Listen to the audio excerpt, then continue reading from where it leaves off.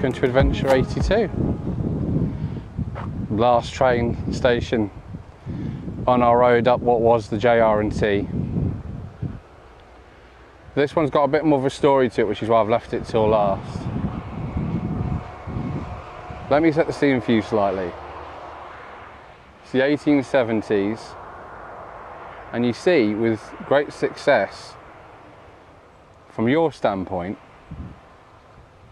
that they've successfully built a line from St Helier all the way to St Albans, and you own a quarry in Corbière, and you think to yourself, if I make myself my own line and my line goes from my quarry down to St Albans, I can transfer my stone onto a train that then takes it down to the harbour for me, and I can get it pretty much anywhere in the world. That makes you a whole new load of possibilities where what you can do with your stone and how much business you can do. You're not suddenly confined to that 9x5 island you're on. So that's what we're going to look at today. You're now at 1899, the rail's been finished. You had the station just up here on what was, or is now, the road, roughly. No one knows the exact location. But let's go and have a look at the quarry that made this line in the first place, otherwise it never would have been here.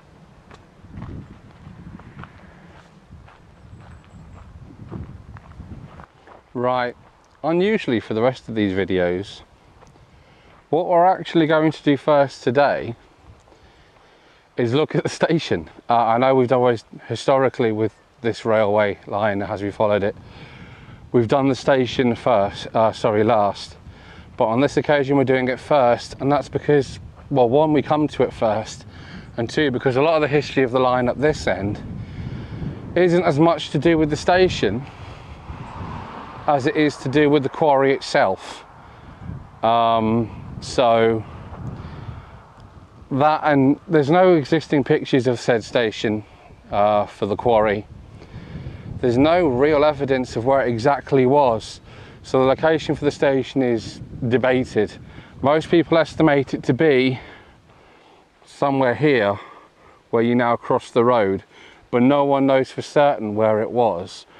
All we do know is that our friends, the train posts, and you can see them across the road over there, tell us it was here. As for the exact location of the station, no one really knows. Right, so some of these, like I say, are friends of ours, the train posts have gone missing, but I've noticed here, once you get to the quarry end, they're quite well reinforced. Some obviously better in nick than others. There's a bit about this quarry I'm dying to tell you about, but we'll wait till we get to it. You can see here, this must have been at some point, I'm guessing, a way in, because that one looks like an end post. I don't know if that looks like an end post too, unless it went across and someone's cut it maybe, I don't know. This area's changed a lot, you see, so. That, and you don't really know what's hidden under the brambles. So we'll work our way up here, as I said we would. We're almost at the quarry section now, so I'll show you that bit first, and I'll show you the bit that I'm really impressed with. Right, so we're now in the quarry section itself, the main section. As you can see, this whole area has been excavated as you expect for a quarry. But the quarry was also all over this flat area of land over here, and all across here. So it's quite an extensive quarry, as you can see. Now if I turn this around relatively slowly, don't make anybody feel sick. We'll come down this way for a minute. And if we come along here, you can see now, this is obviously, the quarry now is owned by Jersey Waterworks. So it's now filled with water. As you can see, 100% flooded. In fact, I think if I come across here,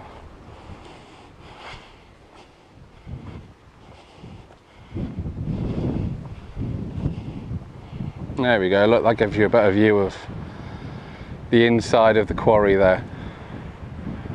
It's really quite pretty even like that, to be honest. But down there, and I've got a picture to put on at the end of the video for you, was filled with railway tracks. And those railway tracks were used to haul the stone up from in the quarry up to here. It would then be transferred from here to a train that'll be over there somewhere, and that train would have then picked up the train, gone off down the line with the quarry stone, and that would have been that. Now I'm looking and I'm guessing, now I don't know if this is German or whether this is the original one. I'm guessing this is a German one because it looks concrete, but it's an early type of concrete, so it may well be the original. But that clearly, you can see the sleeper lines on it, had train track on it, or some sort of track on it. And I'm guessing it was part of the quarry thing also, because if you come across the other side, if I can show you through the fence, you can see the curve here, where there used to be like a wheel, or there's some sort of mechanism there. And I'm guessing a wheel because there's also a mounting area here, which would have been for the mechanism, I'm guessing, and so you've still got the pin sticking up out the ground. But that's interesting. But the main thing that I like about this is obviously it came up through here, probably on this section here, I'm guessing. If anybody knows different, do tell me. Got hauled along here, and it got hauled across here. It transferred over to a train. The train would have then taken it, like I say, down to St Helier. But then you ask yourself the question, or at least I did, how did they get it up? And the answer to that is that. That, as I've learned, is the part of what was the housing for a Cornish winding engine. Now I didn't know what this was until I looked it up, but it makes sense when you think about it. You're in the early Victorian period, and as a result of that, obviously the world's starting to run on steam. Steam's the thing of the day. Petrol's nowhere in existence as such yet.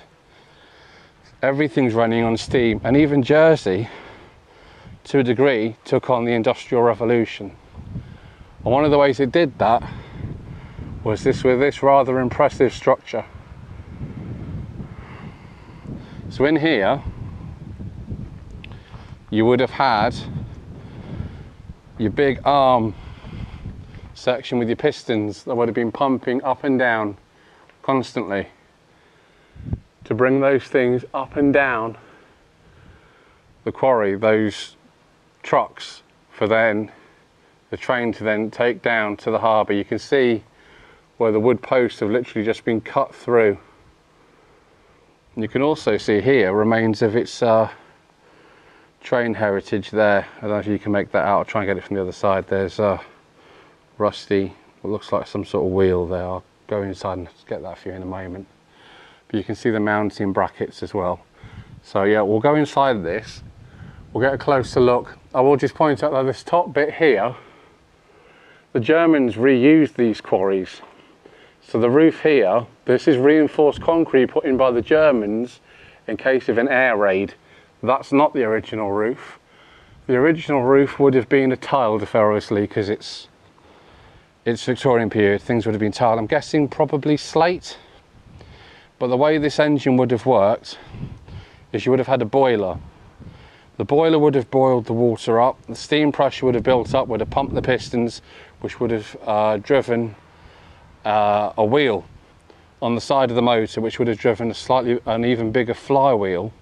And that flywheel would then been attached to the rest of the mechanism, which would have hauled cables up and down the railway line, because there's more than one of those lines, to bring the stone and granite up from the quarry. The quarry was actually still running until the 1950s, so it's not been out of commission that long. as these kind of engines go. Look at that. You actually see a piece of the mounting post coming out the roof there, or just under the roof. And you can see here where that's been, look here, like it's been filled in or something, and then there's another mounting post here. Problem is, when it comes to stuff like this, you're never sure which bits have been put in by the Germans and which bits have been altered, but I'm guessing those are probably original. This is metal reinforced as well in areas, see? And it's got some kind of metal capping on top, which I can't get to. This we found here is a piece of cable.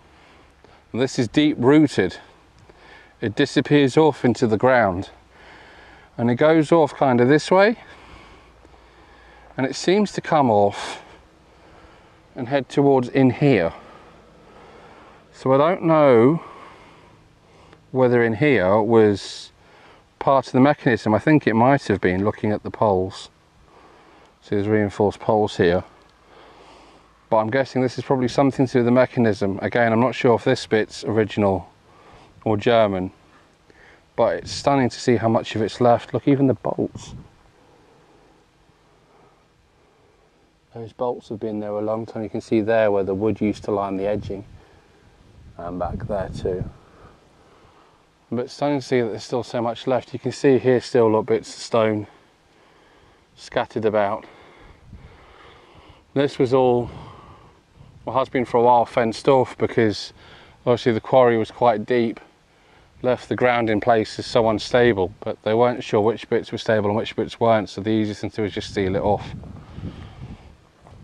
You've got this pit that we were showing you before, and it goes under here, and it goes off under this granite bit here. I can't see what's under there, obviously, because I can't move the granite, but it seems to go under here and up towards where the winding motor was. So I'm going to guess that's why I'm assuming it's part of the mechanism. Right, now we're inside the winding house for the engine. Hopefully, wind's not messing this one up too much. But there's those wheels I was telling you about before. I'm not sure if they're truck or whether they're train. I'm thinking they might be some kind of vehicular axle actually, because it looks like there's like a differential in there, maybe. But look at these holes. Imagine work that went into putting all these massive beams into here. Look at that. And then you got another one there. You can tell how solid these were. They didn't. The building was. They didn't even take the beams out. They literally just cut through them because it was just easier than trying to dismantle it. And you've got a big metal bracket of some description there that would have helped hold part of the mechanism in place. The only thing that's in here now is Mr. Pigeon up there. But stunning place. There is one other secret this has to hide regarding its mechanism, and its hauling of the stone up and down. It was in sections, so like I said, the quarry went quite deep. Part of it was over here where we were when we started, when I showed you the water and stuff where it was flooded. There is still some of the actual original railway left. That's what we're going to go look at now. But this place, it doesn't really get the, what's the word I'm looking for? It doesn't really get the attention it deserves. This should be treated in a much better way, I feel, than what it is being. Right, let me get out this winding house, and then we'll go and show you this bit of railway that's left. Right, I'm just outside the winding engine housing, as you see. Just found another mounting post here, and I'm guessing it's for another wheel, because if we look just there, I don't know if you can make it out on the camera, you've got the curved bit here where a wheel would have been. So it may well be that it had gears and they could switch which cable mechanism it was pulling, whether it was the one over here which we saw before or this one here. But that's stunning. Also, if anybody else knows, I know somebody knows more about Cornish winding engines than me, if you can tell me what that's for, which we looked at before, and also what this capped piece here is for, because I'm not sure. Anybody who could shed some light on it, that would be quite interesting, but I can't figure out what it's for. There's no curves or anything in it, so it doesn't look like it was part of the mechanism, so I'm not sure what that was for. But right, we'll go down this way now towards Lydia and Erica, and I'll show you the remains of the railway that was used to haul the stone up from the quarry to the trains in the first place. Right, so this quarry, this is the only railway now that's left. It's the railway I promised I'd show you. This obviously isn't the original railway. The original one was actually quite rusty. I've got pictures of the original railway, which I'll put in at the end of the video for you, but this works in the same principle. So you would have had, railway would have hauled itself up this end, up into the main quarry area there, and then it would have been moved through the series of tracks and then hauled up to the top, where it then would have been taken away by the trains and off on its journey down to the harbour and then to wherever. I mean, to be honest, when I was researching this, I was amazed to find that like a lot of the stones for the supporting walls either side of the Thames, the stones, some of the granite stones for that came all the way from this quarry. So it did open up the areas to export that the quarry was hoping for.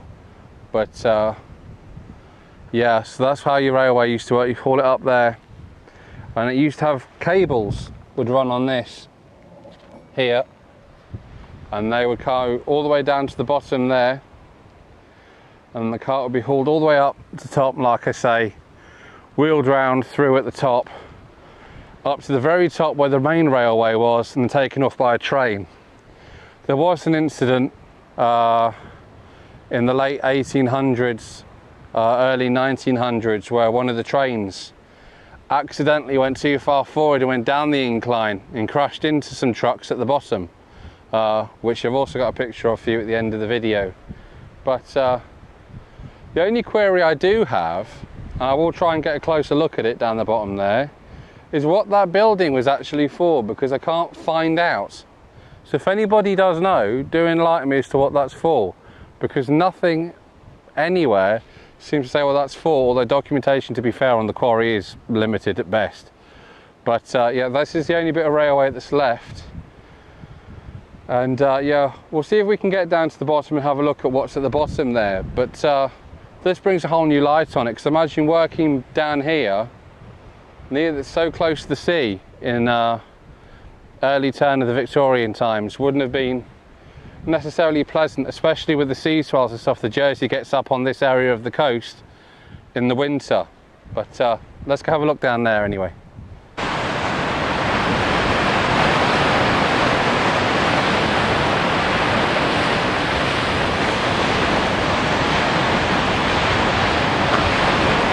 Well, just on the way down to the bottom, look at that, it's cracked, and you can see there's like some sort of pipe or something underneath.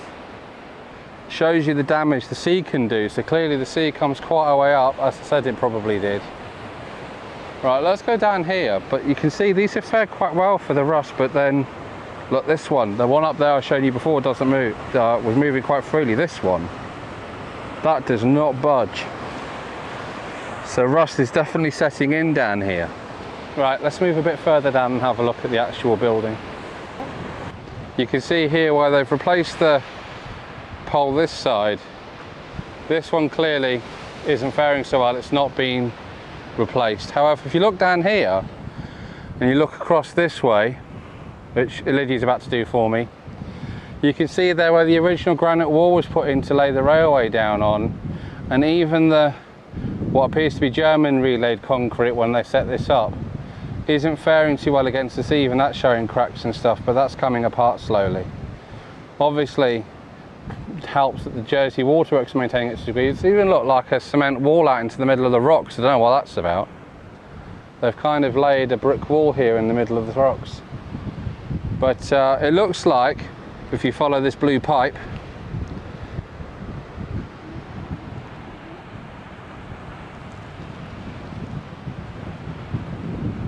right, it looks like you follow this blue pipe. If Lydia follows it smoothly for you so she doesn't make you dizzy, you can see it goes off. And then for some random reason, it ends there. It's like a hose, but there's nothing connected to it. So I'm not sure what that's used for. Maybe it's an old thing. Also, some more old piping left here from, I'm guessing, oh, maybe the 50s, because that's too modern looking concrete for the Sturmans, but we'll see. That's all rusting away. And then the building here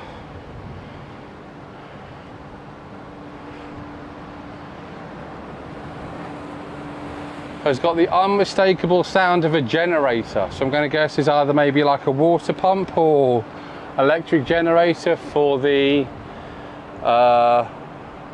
quarry that's up there now for Jersey Waterworks, for the water where they flooded it. But that seems to be what it's there for now. We're on CCTV, so to make sure we don't misbehave.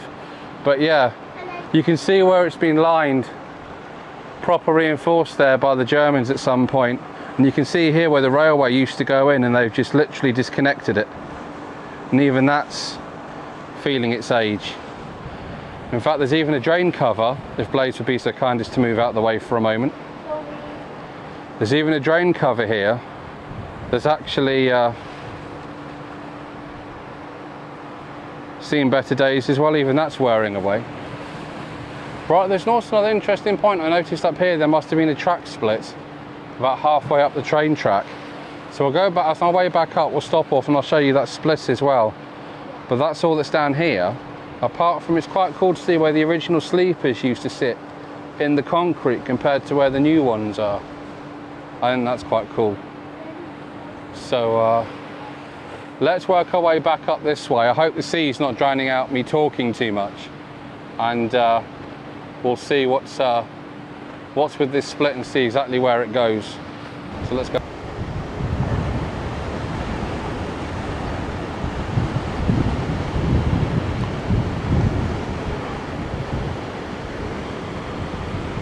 Right, so we're about halfway back up the line. You can see where the top is. You can see here the bedding stone splits. And there's a section that goes off this way, which I find quite interesting. And it must have been for railway, because again, you can see the little slots where the sleepers would have sat. And as you come further up, you can see the little mounting holes. So this doesn't go on for long. I imagine it did once upon a time, but not now.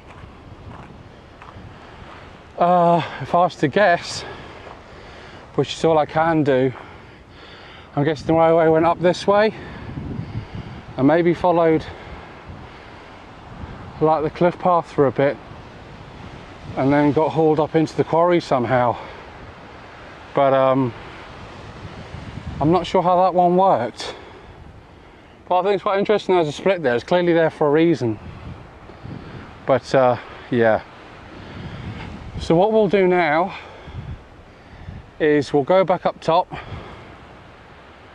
I'll recoup my breath so I'm not drowning you out with heavy breathing, which isn't brilliant to hear. And then we'll do an end video. So I'll see you up there. Right, so we're back at the top. Much cooler here than it is down there. It's windy today. It's the beginning of September, but you would not believe how hot it is up here as well at the same time. It's insane. Anyway, that's the end of the series actually. That's the end of the JRT. So I've got a couple of extra videos I've done in the meantime, which will be coming up after these. I don't want to give too much away, so you'll have to wait and see what those are. But aside from that, that's it for now. I'll see you next week with new video and a new subject, so that should be interesting. But in the meantime, I'm off that way to get a drink. Don't forget to like and subscribe, and if you've stuck with me this long, thank you very much for doing so. And don't forget to share this with other people as well, because everything helps the channel. So until then, I'll see you next time, and I'm off, like I say, that way.